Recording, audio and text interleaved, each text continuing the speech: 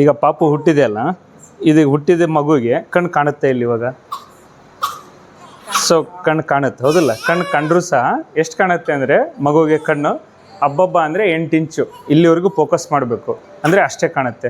So ಮಗುದೇನೆಂದರೆ ಕಣ್ಣು ಇನ್ನೂ ಜಾಸ್ತಿ ಫೋಕಸ್ ಇರಲ್ಲ. ಸೊ ಇದೇನಾಗುತ್ತೆ ಅಂದರೆ ಕಣ್ಣು ಫುಲ್ ಫೋಕಸ್ ಇರಲ್ಲ. ಮತ್ತು ಮಗುದು ಲೆನ್ಸ್ ಕ್ಲಿಯರ್ ಇರೋದ್ರಿಂದ ಏನಾಗುತ್ತೆ, ಜಾಸ್ತಿ ಮಗು ಏನು ಮಾಡುತ್ತೆ, ಈ ಬೆಳಕಿರುತ್ತೆ ನೋಡ್ರಿ, ಜಾಸ್ತಿ ಬೆಳಕು ನೋಡೋಂಗಿಲ್ಲ.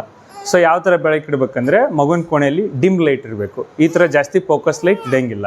ಮತ್ತು 18 ತಿಂಗಳವರೆಗೂ ಏನಂದರೆ ಮಗುಗೆ ಯಾವುದು ಸ್ಕ್ರೀನೇ ನೋಡೋಂಗಿಲ್ಲ. ನೀವೇನಾದರೂ ಮಾಡ್ತಿರ್ತೀರಿ, ನಾವು ಪಾಪು ವೀಡಿಯೋ ಕಾಲ್ ತೋರಿಸ್ತೀನಿ, ಅದು ಕಾಲ್ ತೋರಿಸ್ತೀನಿ ಅಂತೇಳಿ ಆ ಬ್ಲೂ ಲೈಟ್ ಇರುತ್ತಲ್ಲ, ಸೊ ಮಗು ಲೆನ್ಸ್ ಭಾಳ ಕ್ಲಿಯರ್ ಇರೋದ್ರಿಂದ ಅದೇನೋ ಇದು ಮಾಡೋದಿಲ್ಲ, ಅಂದರೆ ಫಿಲ್ಟ್ರ್ ಮಾಡೋಂಗಿಲ್ಲ. ಸೊ ಡೈರೆಕ್ಟ್ ಹೋಗುತ್ತೆ. ಸೊ ಅದಕ್ಕೋಸ್ಕರ ಮಗುಗೆ ಏನು ಮಾಡ್ಬೇಕು ನಾವು, 18 ತಿಂಗಳ ತನಕ ಮೊಬೈಲ್ ಆಗಲಿ ಟಿ ವಿ ಆಗಲಿ ಅದನ್ನು ಯಾವುದು ತೋರಿಸೋಂಗಿಲ್ಲ 18 ತಿಂಗಳ ತನಕ ಮಗುಗೆ. ಸೊ ಮಗುಗೆ ಮತ್ತು ನಾವು ಕಣ್ಣು ಡೆವಲಪ್ ಆಗುತ್ತನ ಮಗುಗೆ 2 ವರ್ಷ ಮಿನಿಮಮ್ ಒಂದು 6 ತಿಂಗಳು ತೊಗೊಳುತ್ತೆ. ಸೊ ಮಗುದು ಫಸ್ಟ್ ಹುಟ್ಟಿದಾಗ ಏನಾಗುತ್ತೆ, ಹಿಂಗೆ ನೋಡು ಅಂದರೆ ಒಂದು ಕಣ್ಣು ಫುಲ್ ಬರುತ್ತೆ, ಒಂದು ಕಣ್ಣು ಅರ್ಧ ಬರ್ತಿರ್ಬೋದು, ಅಂದರೆ ಫುಲ್ ಕೋಆರ್ಡಿನೇಷನ್ ಇರಲ್ಲ. ಈ ಕೋಆರ್ಡಿನೇಷನ್ ಆಗೋಕ್ಕೆ ಮಿನಿಮಮ್ 2 ಮಂತ್ಸ್ ತೊಗೊಳುತ್ತೆ. ಹಿಂಗೆ ನೋಡೋಕ್ಕೇ ಅಂದರೆ ಮಿನಿಮಮ್ ಈ ಕಡೆ ನೋಡಿದರೆ 2 ಕಣ್ಣು ಒಂದೇ ಕಡೆ ತಿರುಗಬೇಕು, ಅಂದರೆ ಅದಕ್ಕೆ ಮಿನಿಮಮ್ 2 ಮಂತ್ಸ್ ಕೋಆರ್ಡಿನೇಷನ್ ತೊಗೊಳುತ್ತೆ. ಸೊ ಫೋಕಸ್ ಮಾಡೋಕ್ಕಾಗಲ್ಲ. ಮಗು ಹುಟ್ಟಿದಾಗ ವಿಷನ್ ಎಷ್ಟಿರುತ್ತೆ ಅಂದರೆ 6/60 ಇರುತ್ತೆ. ಅಂದರೆ ನಾವು 60 ಮೀಟ್ರಿಂದ ನಮಗೆ 60 ಮೀಟ್ರಿಂದ ಕಾಣೋದು, ಮಗು ಬರೀ 6 ಮೀಟ್ರಲ್ಲಷ್ಟೇ ಕಾಣುತ್ತೆ. ಸೊ ಮಗು ಹುಟ್ಟಿದಾಗ ಬರೀ ಬ್ಲ್ಯಾಕ್ ಆ್ಯಂಡ್ ವೈಟ್ ಅಷ್ಟೇ ಕಾಣುತ್ತೆ. ಇದು ಯಾವುದು ರೆಡ್ಡು ಅದು ಯಾವುದು ಕಾಣೋದಿಲ್ಲ. ಅದಕ್ಕೆ ಮಗುಗೆ ಏನು ಮಾಡಬೇಕು ನಾವು, 8 ಇಂಚಲ್ಲಿ ಮಗುಗೆ ಕಣ್ಣು ಬೆಳಕಂದ್ರೆ ಒಂದು 8 ಇಂಚು ಇಷ್ಟು ಥರ ಏನು ಮಾಡಬೇಕು, ಯಾವುದರ ಬ್ರೈಟ್ ಆಬ್ಜೆಕ್ಟ್ಸ್ನ ನೇತಾಕಬೇಕು. ಈ ಥರ ನೇತಾಕಿ ಮಕ್ಕಳಿಗೆ ಅದಕ್ಕೆ ಇದನ್ನು ಕಾಣುವಂಗೆ ಇಡಬೇಕು. ಮತ್ತು ಮಗುಗೆ ನಾವು ಡೈರೆಕ್ಟ್ ಸನ್ಲೈಟಲ್ಲಿ ಇಡೋಂಗಿಲ್ಲ. ಸನ್ಲೈಟಿಗೆ ಮಗುಗೆ ಏನು ಮಾಡ್ತಾರೆ, ಒಂದು ಸ್ವಲ್ಪ ಸೂರ್ಯನ ಬೆಳಕು ತೊಗೊಳ್ಬೇಕಂತ ಕಾಮನಿ ಬಂದಿರುತ್ತೆ, ಸೂರ್ಯನ ಬೆಳಕಂತ ಹೋಗ್ತಾರೆ. ಮಗುದು ಸೂರ್ಯನ ಬೆಳಕಲ್ಲಿ UV ರೇಸ್ ಬರೋದ್ರಿಂದ ಸೊ ಡೈರೆಕ್ಟ್ ಹೋಗಿ ಕಣ್ಣನ್ನು ಡ್ಯಾಮೇಜ್ ಮಾಡೋ ಚಾನ್ಸಸ್ ಇರುತ್ತೆ. ಸೊ ಮಗುನ ಸೂರ್ಯನ ಬೆಳಕಲ್ಲಿ ಇಡೋಂಗಿಲ್ಲ, ಡೈರೆಕ್ಟ್ ಸೂರ್ಯನ ಬೆಳಕಲ್ಲಿ. ಅದು ಮುಂಜಾನೆ ಏನು ಹೇಳ್ತಾರೆ, ಹಿರಿಯರು ಹೇಳ್ತಿದ್ರು, ಮಾರ್ನಿಂಗ್ ಒಂದು ಸ್ವಲ್ಪ ಬೆಳಗಿನ ಸೂರ್ಯನ ಬೆಳಕಿಗೆ ಇಡಬೇಕು. ಎಳೆ ಬಿಸಿಲಿಗೆ ಇಡೋದು ಬಿಡೋದು ಅದು ನಿಮ್ಮ ಇಷ್ಟ, ಕಾಂಟ್ರವರ್ಷಿಯಲ್ ಐತಿ. ಸೊ ಎಳೆ ಬಿಸಿಲಿಗೆ ಇಟ್ಟರೂ ಸಹ ಸೂರ್ಯ ಹೆಂಗೆ ಬರ್ತಿದ್ದಾನೆ ಅಂದರೆ ಬೆನ್ನು ಈ ಥರ ಇರಬೇಕು, ನಿಮ್ಮದು ಬೆನ್ನಿಗೆ ಬೀಳಂಗೆ ಇಡಬೇಕು, ಕಣ್ಣಿಗೆ ಬೀಳಬಾರ್ದು. ಯಾಕಂದರೆ ಸೂರ್ಯನ ಬೆಳಕಿನಲ್ಲಿ UV ರೇಸ್ ಇರುತ್ತೆ. ಸೊ ಆದಷ್ಟು ಏನು ಮಾಡಬೇಕು, ಸ್ಕ್ರೀನಿಂದ ಸೂರ್ಯನ ಬೆಳಕಿನಿಂದ ಮಗುವನ್ನು ಪ್ರೊಟೆಕ್ಟ್ ಮಾಡಬೇಕು. ನೀವು ಮಗುವನ್ನು ಕಾರಲ್ಲಿ ಹೋಗ್ತಿರ್ತೀರ ಅಂದಾಗ ಕಾರಲ್ಲಿ ಶೇಡ್ಸ್ ಬರ್ತವೆ. ಈ ಥರ ಮಾಡಿದರೂ ಸಹ ನಿಮ್ಮದು ಒಂದೇನಾಗುತ್ತೆ, ಮಗುನ ಕಣ್ಣನ್ನು ಇದನ್ನು ಕಾಪಾಡ್ಬೋದು. ಇದು ನಿಮಗೆ ಕಣ್ಣಿಂದ ಆಯಿತು, ಹೌದಾ? ಈಗ ನೆಕ್ಸ್ಟ್ ಮಗು ಕಿವಿ ಕೇಳುತ್ತೋ ಇಲ್ಲ?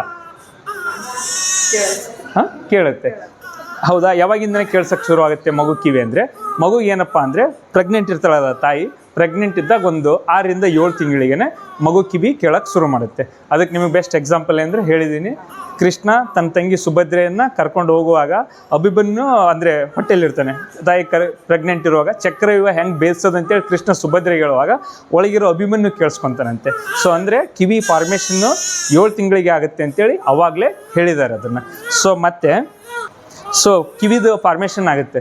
ಸೊ ಈಗ ನೀವು ಕೇಳ್ಬೋದು, ಕಿವಿದು ಹಿಂಗೆ ಫಾರ್ಮೇಷನ್ ಆಯ್ತಲ್ಲ, 1 ತಿಂಗಳ ಮಗುನ ನಾನು ಇದಕ್ಕೆ ಮದುವೆ ಕರ್ಕೊಂಡು ಹೋಗ್ಬಾರ್ದ ಅಂದರೆ ಏನು ಮಾಡಬೇಕು?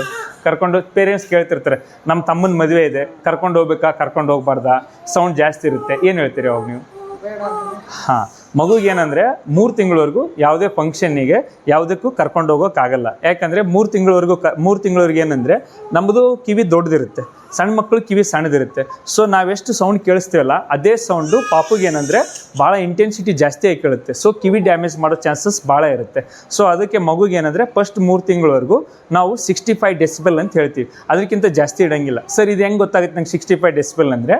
ನೀವು ತಾಯಿ ಆದರೂ ನಿಮ್ಮ ಮೊಬೈಲ್ ಆ್ಯಪಲ್ಲಿ ಸೌಂಡ್ ಮೀಟರ್ ಆ್ಯಪ್ ಅಂತ ಬರ್ತವೆ, ಅಂದರೆ ಡೆಸಿಮಲ್ ಎಕ್ಸು ಆ ಥರ ಬರ್ತವೆ.